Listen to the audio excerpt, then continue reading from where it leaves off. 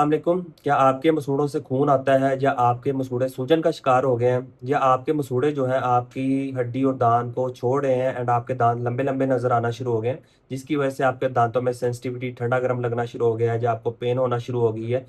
आज मैं आपको बताऊँगा एक ऐसी टेक्नीक जो आप घर पर करके कुछ ही हफ्तों के अंदर अपने जो मसूड़े हैं वो वापस ला सकते हैं। आपके जो गंदगी है, मुँह में बैक्टीरिया आ रहा है उसको ख़त्म कर सकते हैं एंड आपके मुँह से खून आना भी एंड जो मसूड़ों की सूजन है वो ख़त्म हो सकती है।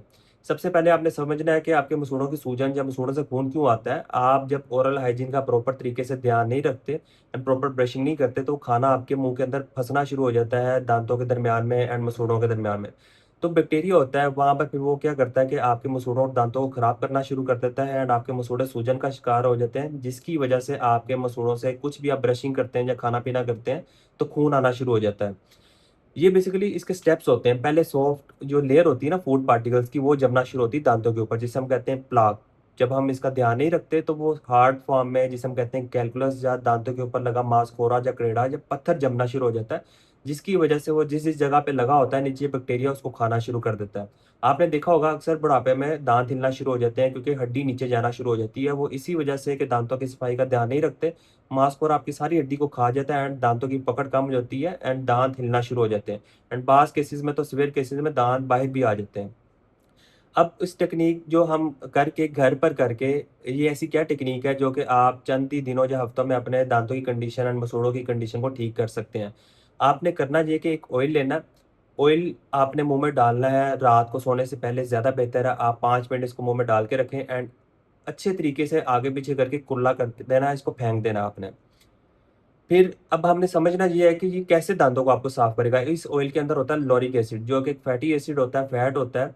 जब भी आप कोई मुँह के अंदर बैक्टीरिया वग़ैरह आता है तो ये उसको पकड़ लेता है, अपने अंदर जज़ब कर लेता है लॉरिक एसिड जो होता है एंड देन जब आप इसे स्पिट करते हैं या रिंस करते हैं वो ऑयल के साथ ही सारा बैक्टीरिया आपका निकल जाता है।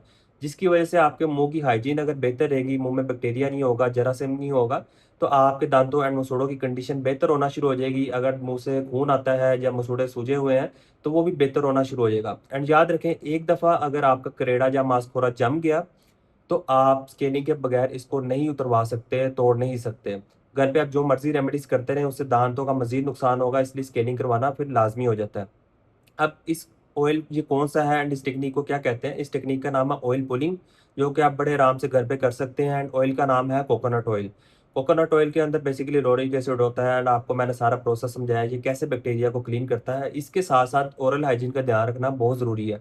अगर आप सिंपल ये करते रहेंगे, ओरल हाइजीन का ध्यान नहीं रखेंगे, सॉफ्ट ब्रश के साथ सुबह और शाम दिन में 2 टाइम ब्रशिंग नहीं करेंगे, तो आपका फिर उसी तरीके से बैक्टीरिया जमता रहेगा एंड आपको फिर स्केलिंग करवाने की ज़रूरत पड़ेगी, मसूड़ों से खून भी आएगा एंड आपके दाँत भी खराब होना शुरू हो जाएगा।